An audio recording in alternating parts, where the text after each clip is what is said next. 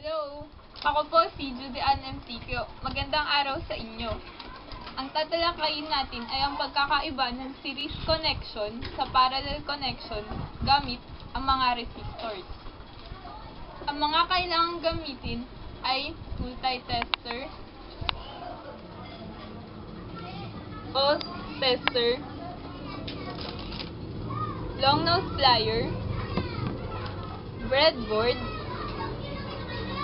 scientific calculator, at mga resistors na may pare-parehas na resistance value na 4.7 k ohms. Una ay ang series connection.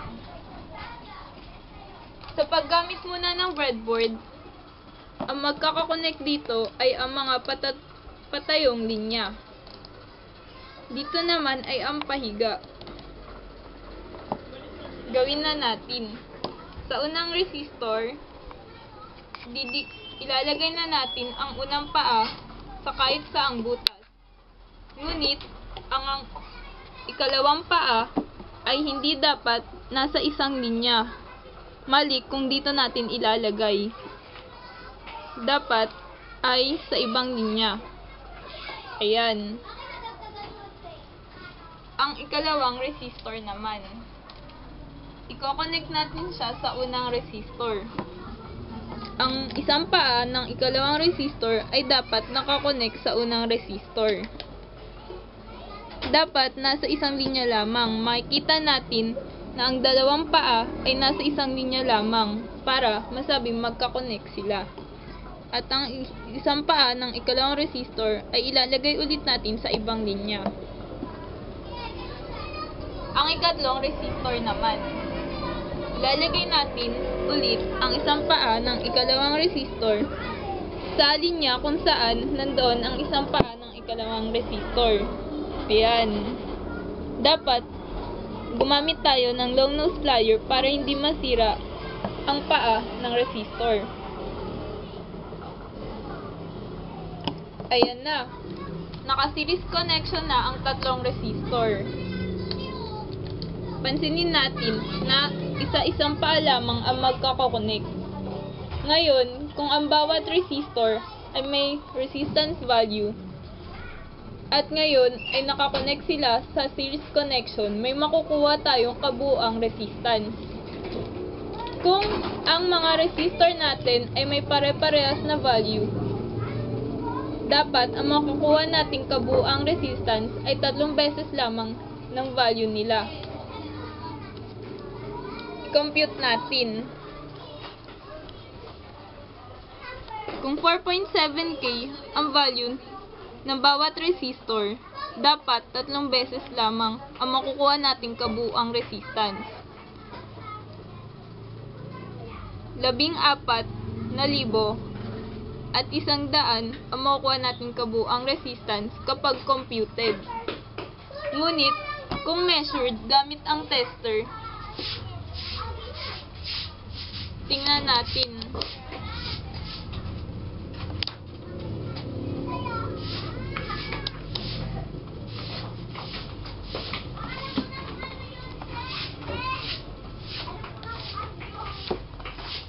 Ilipat natin sa ibang range.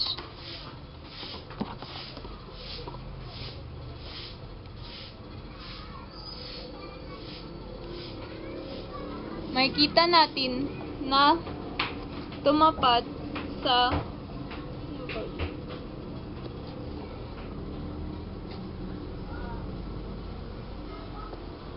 1.5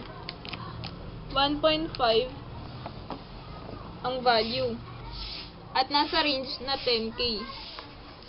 1.5 times 10k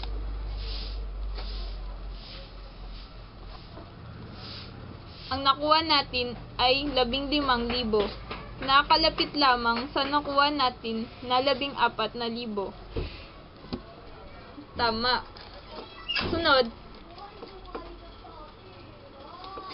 Sunod ay ang parallel connection.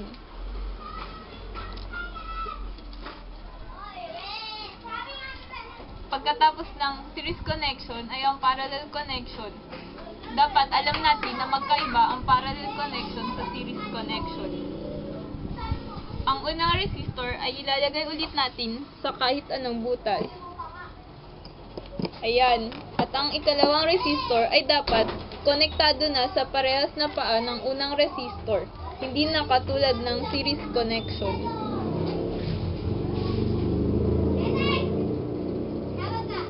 Ganon din ang gagawin natin sa ikatlong resistor. Dapat pala nating tandaan na sa resistor ay walang polarity, kaya walang positive at negative. Hindi natin kailangan alamin kung ano ang positive at negative pole sa resistor. Ngayon, kunin natin ang kabuang resistance ng mga resistor. Start.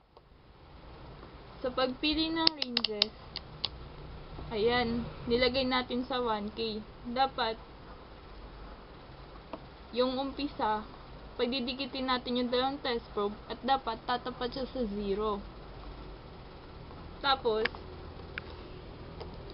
ididikit na ulit natin sa mga paa ng resistor para makuha ang kabuang resistance. Ngayon, makikita natin na ang lumabas na value ay nasa gitna ng 1 at 2. Ilipat natin sa ibang range at nakamultiplika ito sa 100.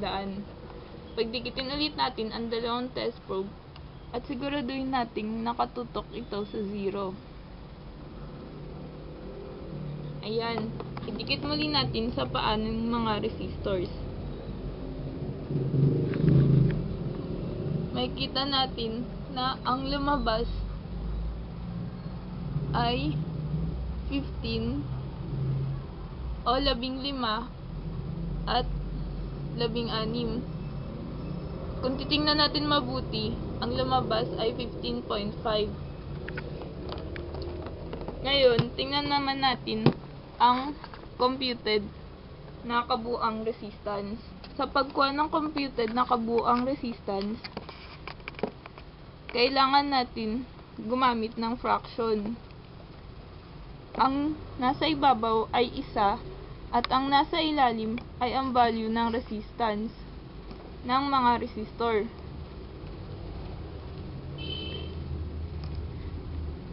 Tapos, dahil pare-parehas naman ang value ng mga resistor, maaari na nating i-multiplika sa 3 dahil 3 lamang ang bilang ng ating resistor at may pare-parehas silang value ng resistance. Ang lumalabas na sagot ay 3 hinati sa 4,700. Pagkatapos makuha iyan, i-divide muli sa 1 ang makukuhang sagot. At ang lumabas ay 1,600. Nakasinglapit lamang ng nakuha natin na measured resistance. So, ayun, tama.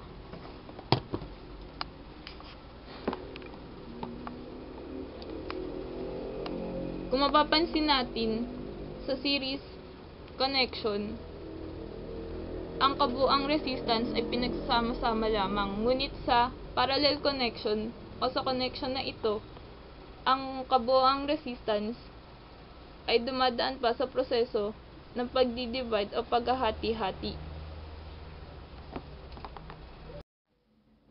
Go. Maraming salamat po sa panonood. Ako po muli si Judy Ann M. Tikyo. Sana may naunawaan kayo sa maikling presentasyon ko.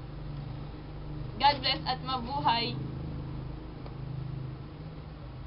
Tapos na.